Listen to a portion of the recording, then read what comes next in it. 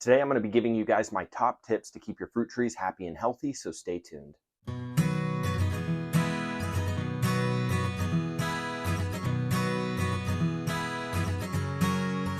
Growing fruit trees can be an extremely rewarding experience. However, it can also become overwhelming and stressful, especially if you don't know what you signed up for.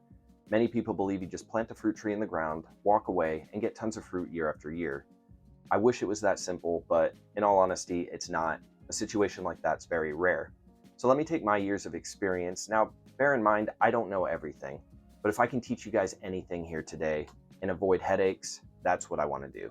The first thing you can do that's really going to help you out, and is avoided by most people at the beginning, is do a little research about where you live, what fruit trees thrive where you are, and what varieties of those fruit trees specifically can avoid pest and disease pressures.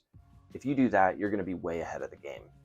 Another super easy tip that's going to take your growing to the next level is simply to pull the mulch back from the trunk of your tree by about 1 hand width. This is going to keep the tree from getting girdled and leading to an untimely death. And I see this mistake being made all the time, and it's really easy to avoid, so just make sure you do that.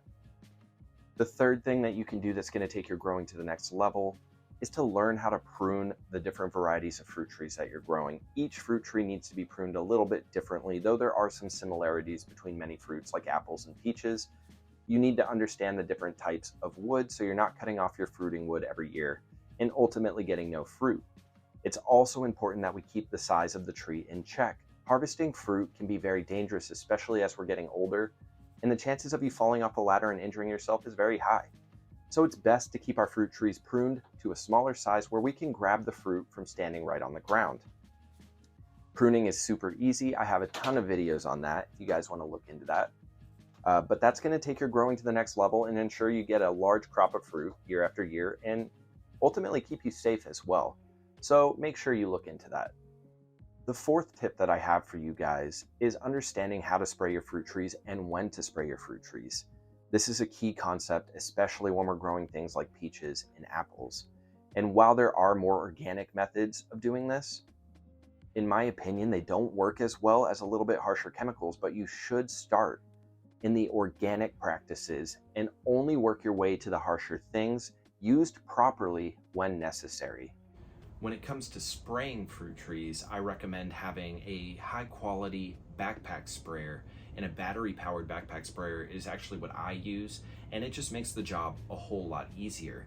If you only have 1 or 2 trees, the little hand pump sprayers will work fine and they're super cheap. But if you have more trees, a more extensive garden, I definitely recommend getting one of the backpack sprayers, and we have it in our Amazon store for any of you guys that might be looking for it, and I'll put the link down in the description below. The first spray that should definitely be in your arsenal and will be used all the time, and I use it all the time, is a dormant spray. And like the name implies, you only use this when all the leaves have fallen off of the plant. Dormant oil smothers the eggs of many pests that are going to bother your trees during the active growing season, and with many pests, this is the only way you're going to be able to take care of them, such as a peach tree borer. Once the peach tree borer lays its eggs on the plant and they hatch in the spring and they bore into the plant, it's too late. Spraying the tree is not going to help at that point. So dormant oil is very important for taking care of the problem before it actually happens. It takes care of the eggs.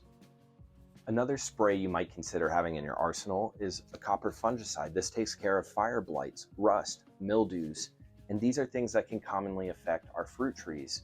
Now, along with the dormant oil, these two things are usually mixed together and sprayed on the tree in the dormant season. By the time you see rust on the leaves of your fruit trees, it's usually too late to take care of that by spraying copper fungicide during the active growing season. So the best time to spray the plants is actually during the winter time. And thankfully, this is also the time when it's going to affect pollinators the least. And like I said, all of these things should be used responsibly, mixed in the proper ratios, and you should never mix more than you can use while you're spraying. Another spray that, in my personal opinion, is probably number one that I think gardeners should keep on hand is neem oil. It's an organic pesticide and fungicide, so it can take care of a lot of those little problems that might pop up during the season, such as aphids, scale. They can all be taken care of in an organic manner. For the problems that continue to persist, and we've used organic methods in repeated applications and they continue to persist, There are other sprays like this 7. Like I said, I rarely use these things. It has to be a dire need.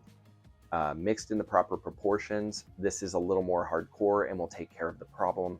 Of course, make sure there's never flowers on the plants when you're spraying, as this is going to hurt the pollinators. Another spray is Immunox, and like the copper fungicide, it's a fungicide. However, this one's a little more hardcore, so for the problems that continue to persist that we need to take care of quickly, this usually does the trick. Now, I'm showing you guys all these sprays. If we can avoid using sprays, we should.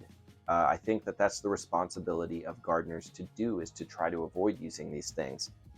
But the organic methods such as neem oil, the dormant horticultural oil, and the copper fungicide usually do the trick.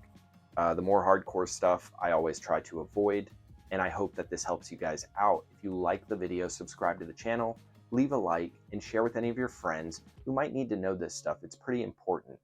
And as always, check out theamericanfigcompany.com. We have a lot of awesome fig cuttings for sale right now, so check that out. And thanks for watching.